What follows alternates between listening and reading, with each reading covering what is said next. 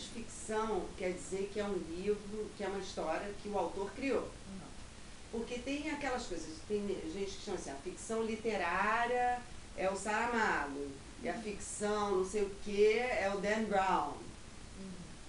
Entendeu? Então, eu vou tratar o assunto como ficção.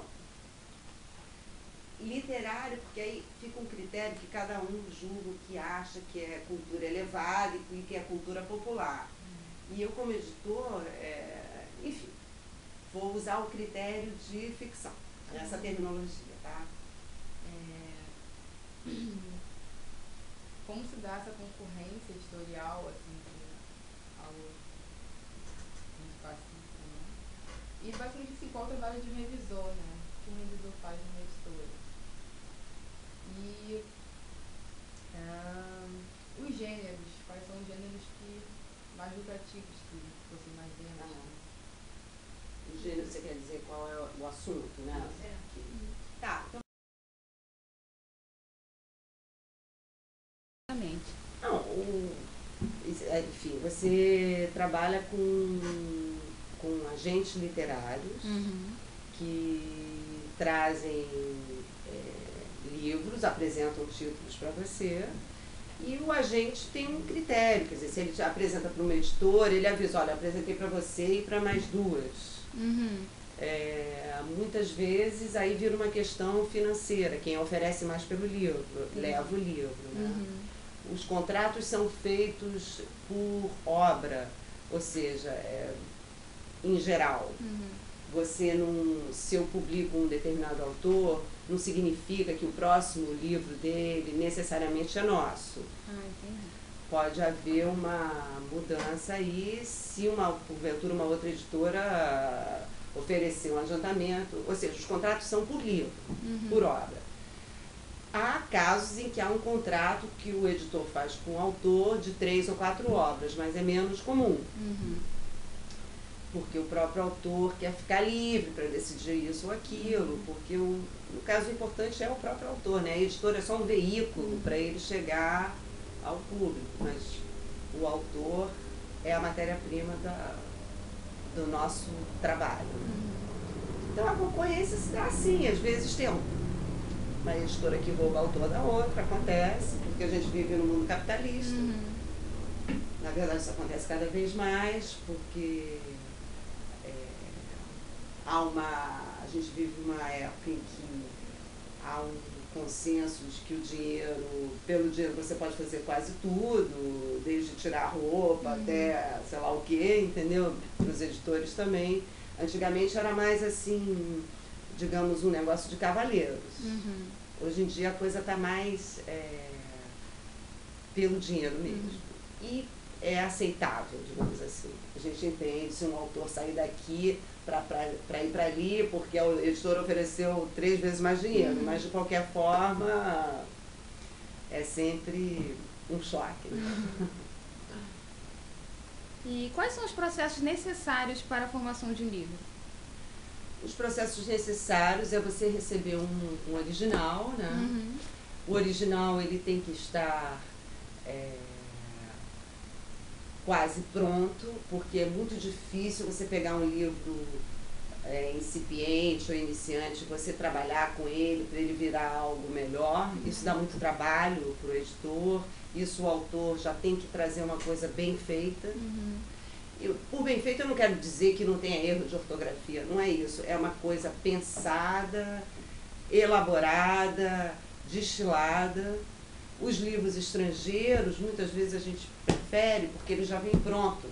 Esse trabalho de edição, de destilação, de aperfeiçoamento, porque o autor ele pode ter vários problemas, assim, desde ser mal redigido, que aí não tem nem como coisa, ou ele é muito prolixo, ele se repete, entendeu? Então, aqui no Brasil a gente vê que os autores são muito amadores, eles mandam coisas assim inacreditáveis. As pessoas acham que, eu gosto de escrever, vou ver se me publicam. Acham que a vida é... Assim, não tem a menor noção de que uma editora comercial, se você vai fazer um livro, o seu livro vai concorrer com os melhores, com o Saramago. Não é que eu tenho uma vida incrível e quem sabe alguém vai se interessar, não é? A vida não é assim. Os autores brasileiros têm pouquíssima noção de... Quer dizer, eu nem sei isso, eu estou imaginando isso porque eu não vivo em outro país, eu não sei o que as outras editoras... Mas eu sinto que no Brasil o nível que as pessoas se julgam autor é muito baixo. As pessoas... Um autor... Não são todos, a maioria chega assim, mas já tem livro que chega aqui bem feito e tal. Mas muitas vezes é difícil chegar um livro pelo correio e eu publicar. Muitas vezes, quer dizer, a coisa não funciona bem assim. Você sabe de alguém que leu, alguém que você confia, a pessoa que já era jornalista ou já tem uma formação, tem um background. É difícil alguém do nada virar um autor, entendeu? Então as coisas se dão ao contrário. Eu que vou atrás, porque eu li aqui no jornal, porque eu estou lá prestando atenção nos assuntos. Aí eu leio uma matéria de uma pessoa que eu acho boa, assim, e isso aqui pode dar um livro. Aí você vai atrás da pessoa, propõe. Funciona muito mais assim do que coisa que chega pelo correio. O que o agente manda, o agente literário, aí não, já é mais escolhido, porque o agente literário sabe que tipo de livro você faz, que tipo de preço você está disposto a pagar, né? Tem editora grande que pode pagar adiantamentos de 50 a 100 mil dólares e tem agrifos que pagam adiantamento de no máximo 2 mil euros. Entendeu? Então o agente literário já sabe, o tamanho do livro é para editora grande, eu não vou nem mostrar para o pequeno, coitadinho, porque não... Então o mercado tem uma estrutura. Qual era a sua pergunta? Você pode repetir? Os processos necessários para a formação do livro. Pois é. O processo necessário é que o livro seja bom. E tem a gente lida, como editor, aqui, com a parte do custo também. Um livro de 800 páginas pode ser muito bom, só que a gente não vai publicar a grifos, porque a gente não tem como alocar esse tipo de verba para uma obra só. Para nós não interessa. Porque um livro de 800 páginas significa 4 livros de 200. Então tem um problema porque o papel é um insumo caro, não só o papel, como você imagina, é tudo. A revisão é muito mais, a editoração também, tudo multiplica pelo número de páginas. Então, se é um livro bom, mas é grande demais, a gente provavelmente não vai fazer aqui. Se é um livro bom, mas é um livro que não tem valor de mercado, que é um outro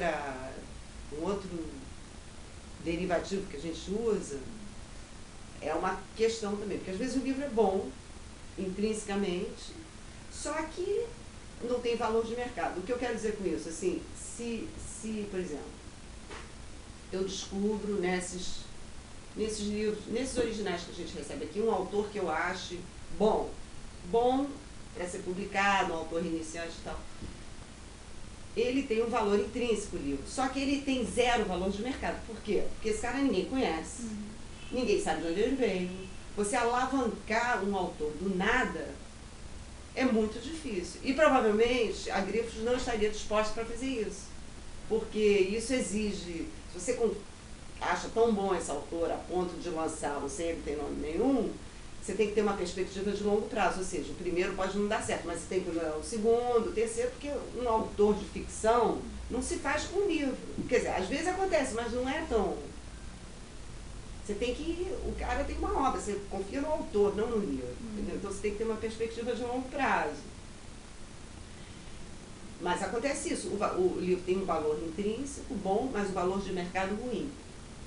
São dois conceitos diferentes.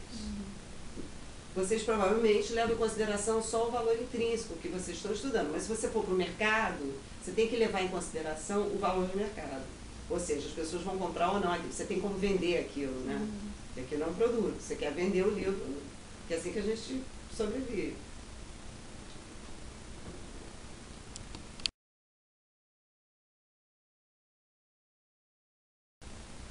No papel de revisora, como você vê essa situação de, no Brasil, tem um mercado muito pobre, vamos dizer assim, de leitura, né? De literatura. Isso. Ó, pelo lado do revisor, o revisor ele revisa literatura ou qualquer outro livro. Então, na verdade, para o revisor não importa, né? A questão da literatura, a Argentina lê mais literatura que o Brasil, é verdade. Agora, na Argentina eu acredito também que se leia mais autoajuda do que literatura. Essa proporção acho que é a mesma para todos os países, porque o livro de autoajuda é mais popular. A literatura ela é restrita a uma camada de pessoas. Eu acho que não era assim antigamente, quando não existia cinema, quando não existia televisão, a literatura era a grande arte popular, né? Tanto que tem essa história que o Goethe, quando lançou o livro dele, as pessoas se suicidavam porque se identificavam com o personagem, era tipo o que era popular na época. Hoje em dia a literatura, quer dizer, esse espaço foi ocupado pelo cinema, pela televisão, pela música, né? A literatura, eu acho que ela é restrita, não é todo mundo, não é uma coisa popular, não é verdade? Ela é uma coisa restrita. Então eu acho que isso é isso mesmo, não há como lutar contra isso. Eu acho que isso é uma característica dos nossos tempos. Agora, quem lê literatura é fiel a ela. E é um amante, uma coisa que as pessoas são apaixonadas. Então, essa seita existe. Agora, o mercado, no meu papel de editor, a ideia é estimar tamanho de mercado. Eu vou fazer um bom trabalho, quando eu for lançar um livro de literatura, eu estimar bem o tamanho desse mercado. Aí eu faço uma tiragem de 3.000, sei lá.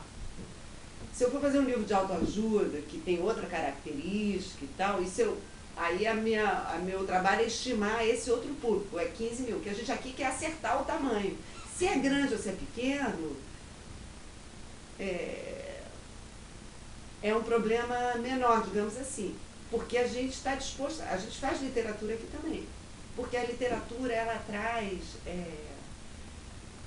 às vezes dá certo, e quando dá certo, dá muito certo, e ela traz uma visibilidade para a editora, porque o caderno de cultura, dos jornais e tal, eles não falam de livro de autoajuda, mas eles falam de literatura. Então a literatura tem um espaço. Apesar de ter um público restrito, ela tem um espaço grande. Então a gente tem esse ganho também, que é o ganho de aparecer no jornal, falar do nosso livro, entendeu? Que um livro de autoajuda não vai ter.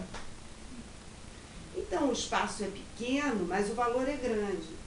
E volto a repetir, como revisores, se vocês forem trabalhar com isso, não importa, você vai revisar um livro de literatura, para você, pessoalmente, talvez seja mais importante, mas você vai ser contratada mais até para fazer outros livros, né, do que o de literatura específica. Eu não vejo isso como um problema, eu acho que isso é uma coisa assim mesmo. E não tem nada... O que a gente pode fazer aqui no Brasil é melhorar, eu acho que o nível educacional das pessoas. Não só para ler literatura, como para ler qualquer coisa. Porque se ler literatura é o leitor mais evoluído, não é verdade? Agora a gente está lutando com um negócio muito mais embaixo, que é qualquer livro serve. Pode ler, tá lendo o gibi, que coisa boa, porque... É por aí que se começa, tá, né?